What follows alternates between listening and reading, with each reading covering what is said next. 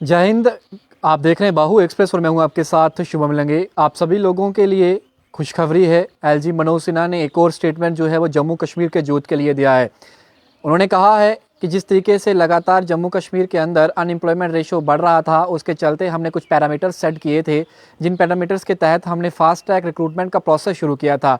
जिस प्रोसेस के तहत सबसे पहले क्लास 4th की जो रिक्रूटमेंट है उसे शुरू किया गया था, जिसके तहत अब 11,000 जो पोस्टें दी गई थी, उन पोस्टों को अपॉइंटमेंट जो है उनकी कर दी गई है और ट्रांसपेरेंट तरीके से कर दी गई है। उन्होंने एक बड़ी स्टेटमेंट दी है। उन्होंने कहा है कि आने वाले समय में आइडेंटिफिकेशन पोस्ट की जो है डिपार्टमेंट्स जो अलग अलग हैं उनमें कर दी गई है और लगभग 20,323 ऐसी पोस्टें हैं जिन्हें आइडेंटिफाई किया गया है महकमों के अंदर, और इन्हें जो है फर्दर रिक्रूटमेंट के लिए जो है वो ट्रांसफ़र कर दिया गया है जो रिक्रूटमेंट एजेंसीज रहती हैं। कितना बड़ा स्टेटमेंट दिया है और कितनी बड़ी पोस्ट रहेगी। 20,000 का आंकड़ा बताया गया है, 20,323 का आंकड़ा है ये। और जम्मू कश्मीर का जो अनएम्प्लॉयड यूथ है उसके लिए एक राहत भरी खबर मैं कहूँगा ये दी गई है। लेकिन खबर तो तब राहत भरी होगी जब 20,000 जो आइडेंटिफिकेशन करके जो दी गई हैं, इनकी एडवर्टाइजमेंट जो है इसी साल होगी और एग्जाम भी जो है इसी साल होगा, ताकि कम से कम जो लाखों की तादाद में अनएम्प्लॉयड यूथ है उनमें से कुछ 20,000 जो है उनको जॉब तो मिले। पहले जो है वो 11,000 लोगों को जो है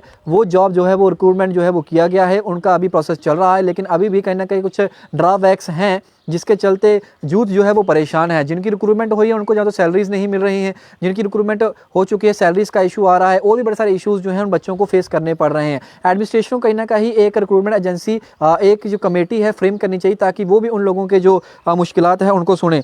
एलजी मनोज सिन्हा ने कहा है कि डॉक्टर माफ़ करिएगा मिनिस्टर श्रीमती निर्मला सीतारमण जो हमारे यूनियन फाइनेंस मिनिस्टर हैं, उन्होंने एक ऐतिहासिक फैसला लिया है जिसमें उन्होंने 1,12,950 करोड़ रुपए का बजट जो है 2023 के और 22-23 के लिए जम्मू कश्मीर के लिए आवंटन जो है वो किया है।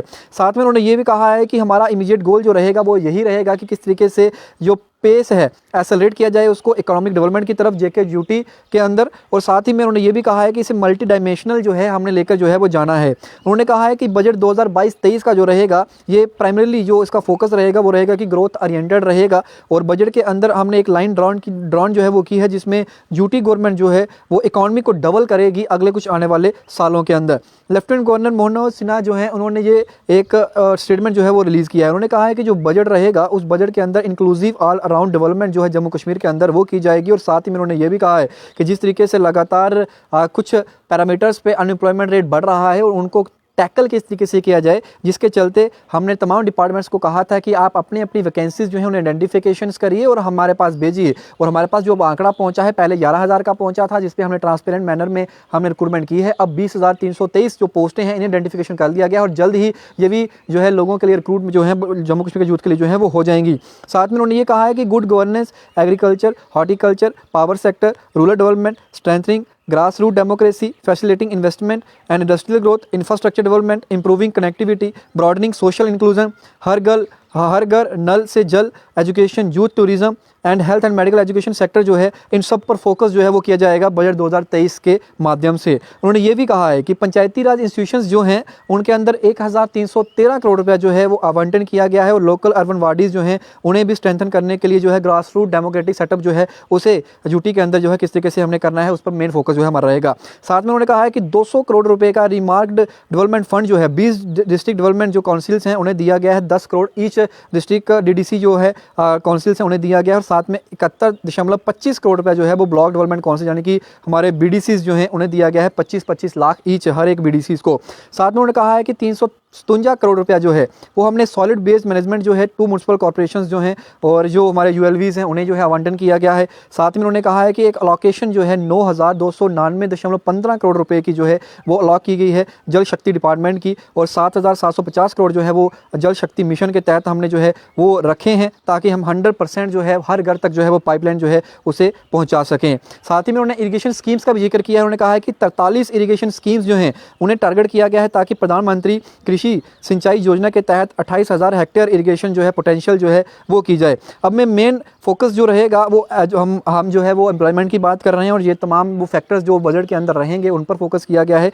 लेकिन उन्होंने कहा है कि 6,000 पोस्टें जो हैं अपॉइंटमेंट जो थी वो की गई थी, जिसमें से 4,678 पोस्ट जो हैं वो प्रोसेस जो है वो अभी रिमेनिंग है और उसको जल्द से जल्द जो है वो कंप्लीट किया जाएगा। साथ में उन्होंने कहा है कि इशू जो एम्प्लॉयमेंट का है वो लेफ्टिनेंट गवर्नर मनोज सिन्हा जो है उन्होंने कहा है कि मैंने पिछले 1.5 ईयर जो है उसमें मैंने देखा है और हम चाहते हैं कि जल्द से जल्द जो है जितने भी वैकेंट पोस्टें हैं डिपार्टमेंट्स के अंदर उन्हें फिल किया जाए। उन्होंने कहा है कि 11,000 अपॉइंटमेंट्स जो हैं वो हमने ट्रांसपेरेंट मैनर के साथ जो है पहली दफ़ा हिस्ट्री के अंदर जो है वो ऐतिहासिक हमने रिक्रूटमेंट की है और अब आने वाले समय में 20,000 से ज़्यादा पोस्टें जो हैं वो हमने आइडेंटिफिकेशन कर ली हैं और इन्हें भी रिक्रूटमेंट प्रोसेस के तहत फास्ट ट्रैक रिक्रूटमेंट प्रोसेस के तहत जो है इन्हें किया जाएगा।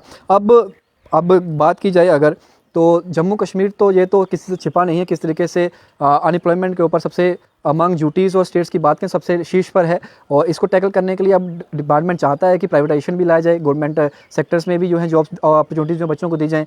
लेकिन सवाल ये है कि खाली जो एडवर्टाइज़ जो किया गया है, जो कहा गया आइडेंटिफिकेशन की गई है पोस्टों की, जो सिर्फ और सिर्फ रिकॉर्ड्स में ही बड़ी रह जाएंगी या फिर वाकई में ज़मीनी सतह पर इन लोगों को रिक्रूटमेंट जो है वो मिलेगी जो बच्चा तैयारी कर रहा है।